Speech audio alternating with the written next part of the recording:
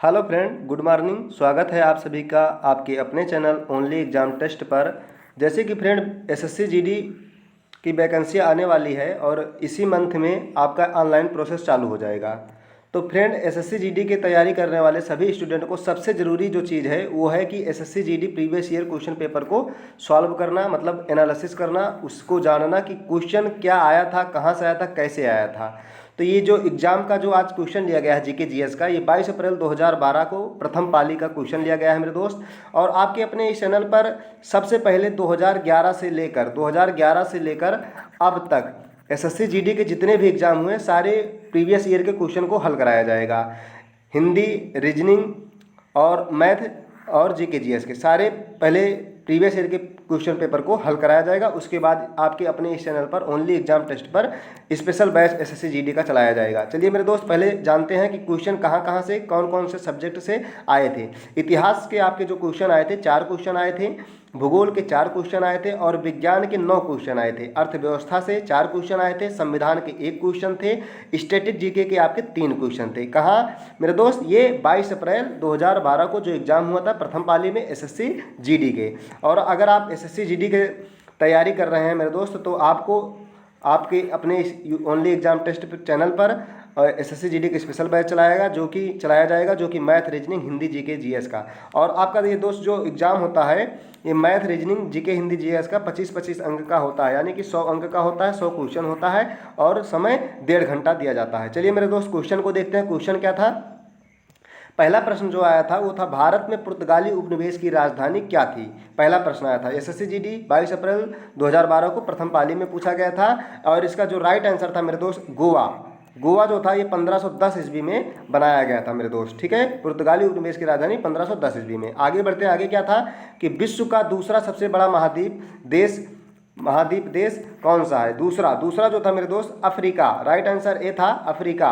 और जो प्रथम देश है वो प्रथम महाद्वीप जो है एशिया महाद्वीप है मेरे दोस्त, एशिया महाद्वीप है। और जो सबसे छोटा है वो ऑस्ट्रेलिया महाद्वीप है। चलिए आगे बढ़ते हैं। आगे क्या था कि भारत में सिंचाई का प्रमुख स्रोत है, ये आया था एसएससी जीडी 22 अप्रैल 2012 को प्रथम पाली में पूछा गया था। तो क्या था मेरे दोस्त? आंसर बी, कुएं तथा नलकूप, ट्यूबवेल्स। ठीक है, कुएं तथा नलकूप, ट्यूबवेल जो है भारत में सिंचाई के जो प्रमुख स्रोत हैं। आगे बढ़ते हैं। आगे क्या था कि निम्न तापमानों पर जीवन संरक्षण का अध्ययन है, मतलब निम्न तापमानों पर जीवन संरक्षण का अध्ययन क्या कहलाता है? क्रायोबायोलॉजी कहलाता है, क्रायोबायोलॉजी कहलाता है। Answer B, cryobiology. आगे बढ़ते हैं। आगे क्या था कि पाचन तंत्र में वसा का पाइशीकरण मिश्रण किसके द्वारा किया जाता है? एसएससी जीडी 22 अप्रैल 2012 को प्रथम पाली में पूछा गया था। क्या कहलाता है मेरे दोस्त? यह कहलाता है लाइपेस। क्या कहलाता है? लाइपेस। यह जो होता है एमएलसी-5 वसाओं को ग्लिसरीन तथा फैटी एसिड में परिवर्तित करता है, आपका लाइपेस। ठीक है मेरे दोस्त, लाइपेस। आगे बढ़ते हैं। आगे क्या था कि बोगनविलिया में चमकीले रंगीन हिस्से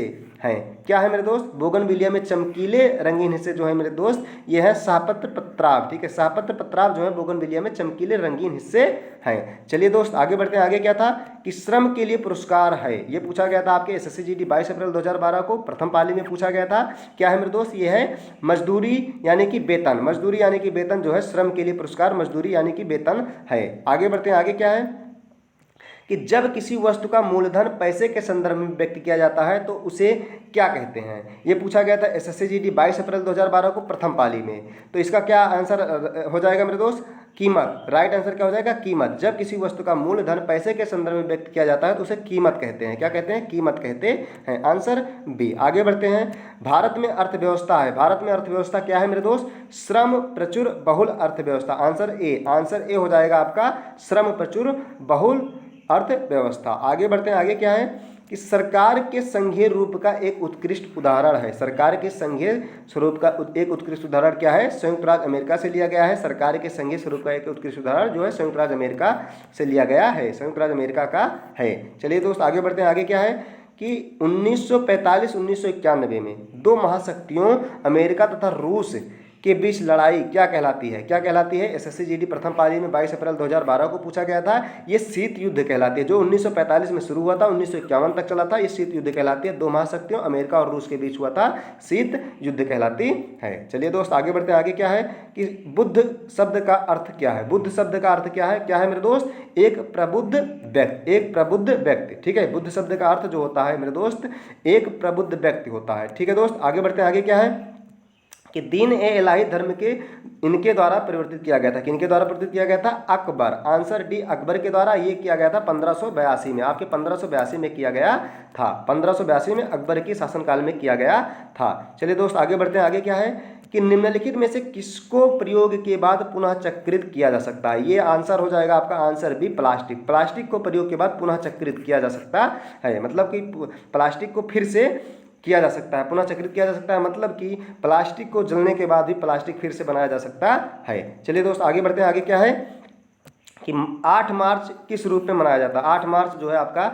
मेरे दोस्त ये है अंतर्राष्ट्रीय महिला दिवस। अंतर्राष्ट्रीय महिला दिवस के रूप में 8 मार्च को मनाया जाता है। और 5 जून को विश्व पर्यावरण दिवस मनाया जाता है। 18 अप्रैल को आपका मनाया जाता है, 18 अप्रैल को विश्व विरासत दिवस मनाया जाता है। और विश्व युवा दिवस जो है मेरे दोस्त ये 12 अगस्त को मनाया जाता है। 12 अगस्त को आपका ये मनाया जाता है, विश्व युवा दिवस मनाया जाता है। चलिए दोस्त आगे बढ़ते हैं। आगे क्या है कि रेडियो एक्टिविटा की खोज किनके द्वारा की गई थी? किनके द्वारा की गई थी? Answer C, Henry Becquerel. Henry Becquerel के द्वारा रेडियो एक्टिविटा की खोज की गई थी। आगे बढ़ते हैं। आगे क्या है? भरतनाट्यम नृत्य कहाँ की नृत्य प्रणाली कहाँ की है? भरतनाट्यम कहाँ की नृत्य प्रणाली है? ये कहाँ की है मेरे दोस्त? ये है आपकी तमिलनाडु राज्य की। तमिलनाडु राज्य की है। केरल की क्या है? केरल की है जो मेरे दोस्त कथकली है। उड़ीसा का ओडिसी है। और आपका आंध्र प्रदेश का जो है कुचिपुड़ी है। कुचिपुड़ी। देखिए मेरे दोस्त एसएससी जीडी में लगातार नृत्य से आपके क्वेश्चन उठाए जा रहे हैं, क्योंकि 2011 में भी पूछा गया है, 2011 में भी पूछा गया, 2012 का ये प्रश्न पत्र 2012 में पूछा गया और आगे भी 2013 में भी पूछा गया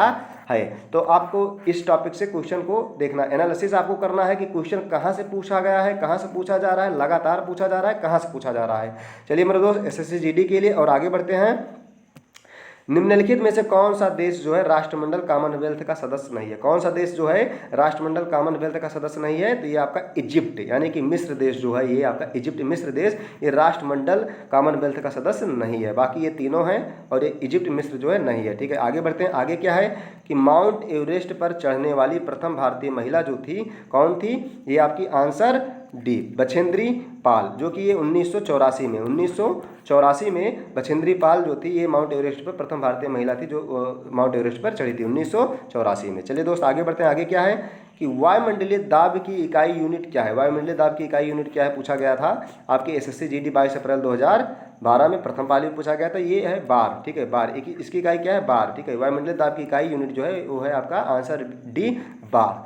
आगे बढ़ते हैं। आगे क्या था कि निम्नलिखित में कौन सा तृतीय श्रेणी का एक उत्तोलक लीवर है? तृतीय श्रेणी का एक उत्तोलक लीवर क्या है मेरे दोस्त? चंपू बली नौका, यानी कि नाव का जो चंपू होता है वो मेरे दोस्त वो तृतीय श्रेणी में आता है, तृतीय श्रेणी उत्तोलक में आता है। चलिए दोस्त आगे बढ़ते हैं। आगे क्या है कि कौन सी प्रचालन प्रणाली सर्वाधिक व्यापक रूप से प्रयुक्त की जाने वाली प्रयोक्ता यानी कि हितैषी प्रणाली है? हितैषी प्रणाली है कौन सा मेरे दोस्त? आपका विंडोज। ऑप्शन डी जो है विंडोज। विंडोज जो है प्रचालन प्रणाली में सर्वाधिक व्यापक रूप से प्रयुक्त की जाने वाली प्रयोक्ता यानी कि हितैषी प्रणाली है विंडोज। ठीक है आंसर डी, विंडोज।